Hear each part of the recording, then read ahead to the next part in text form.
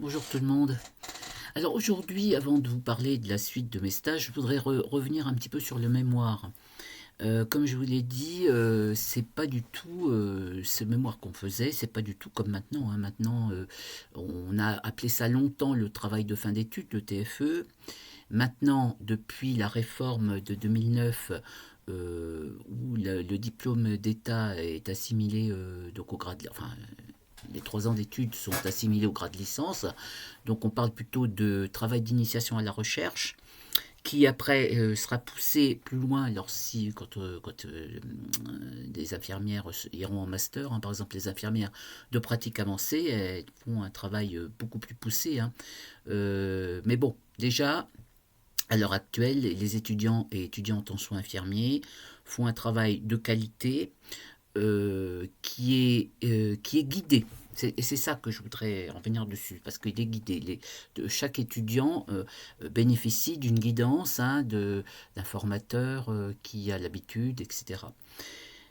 Lorsque j'étais élève infirmière, nous avions plutôt ce qui se rappelait, pas ce qui s'apparentait, ce qui s'apparentait pas, parce que ça s'appelait comme ça, c'était le mémoire. Le mémoire, alors, je peux faire quand même une comparaison, parce que donc ma fille, elle a fait un BTS, hein. Et ça peut s'apparenter en fait à ce mémoire de BTS en fait.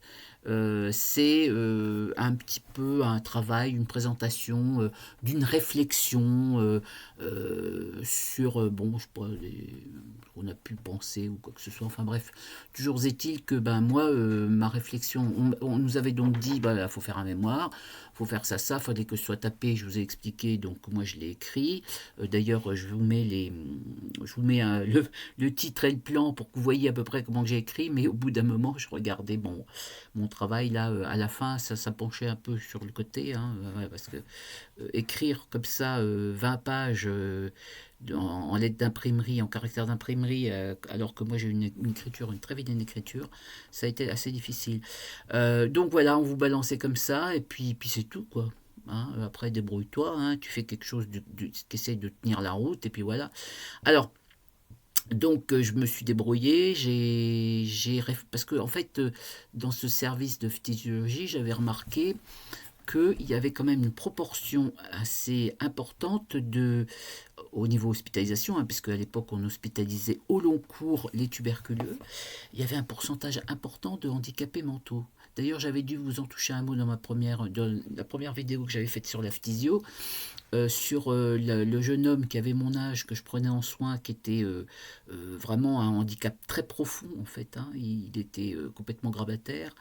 Et il y en avait d'autres, un petit peu moins, enfin bon, qui avaient, disons, c'était des hommes, c'était des hommes là où j'étais, hein, de toute façon, qui avaient la mentalité d'un enfant de 5 6 ans, enfin en gros, hein. Et je trouvais quand même il y en avait beaucoup. Et comme j'ai enclenché ce travail, lorsque je suis retourné par la suite à mon deuxième stage là, de physio, j'ai carrément demandé à la surveillante de consulter des dossiers sur une année, enfin pour voir, pour un peu faire. Alors j'ai fait mes petites statistiques, j'étais pas très. Vraiment, j'étais pas vraiment prête à ça, mais c'est fait. J'ai trouvé des chiffres pertinents parce que j'avais aussi lu des bouquins, bon, évidemment pas de manière aussi poussée que le font les étudiants actuellement, mais j'avais trouvé un, un livre de psychiatrie déjà pour tout ce qui était handicap mental, et puis le DS, enfin ça, on n'appelait pas ça le DSM, je ne sais plus comment ça, enfin bref. Et puis donc j'avais fait mes propres statistiques, voilà, puis bon. Et ce qui fait que le jour de l'argumentation, je ne dis pas la soutenance parce que c'était vraiment pas une soutenance, l'argumentation de mon travail, donc j'avais donné mon travail en amont, il y avait une monitrice et il y avait la surveillante du service qu'ils avaient demandé.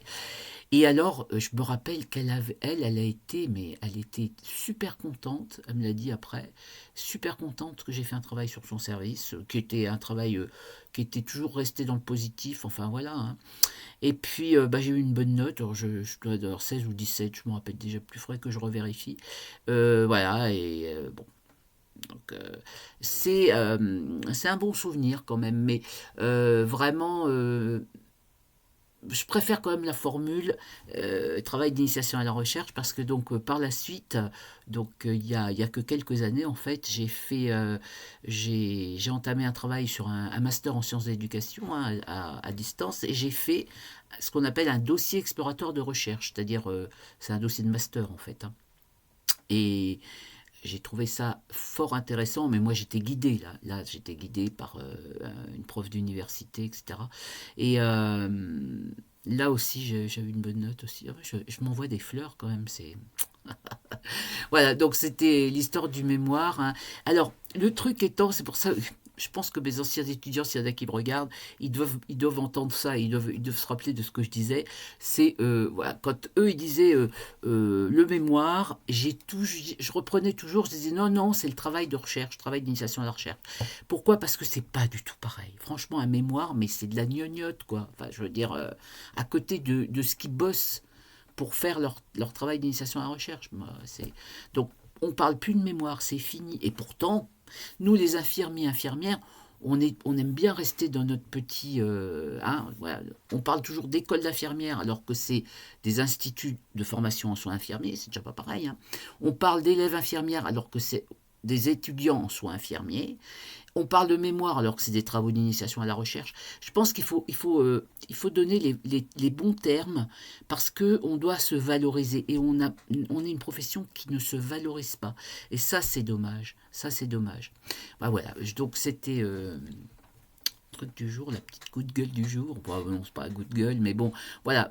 Et c'est quelque chose que je reprenais toujours mes étudiants. Je suis élève infirmière. Non, non, vous êtes étudiant, soit infirmier. Soyez fiers de l'être. Moi, j'étais élève infirmière. Mais vous êtes étudiant, soit infirmier. Et vous avez un grade de licence. Chose qu'on n'a pas eu. Moi, je l'ai acquis après quand j'ai fait mon master. Mais sinon, voilà. Hein. Donc, à bientôt.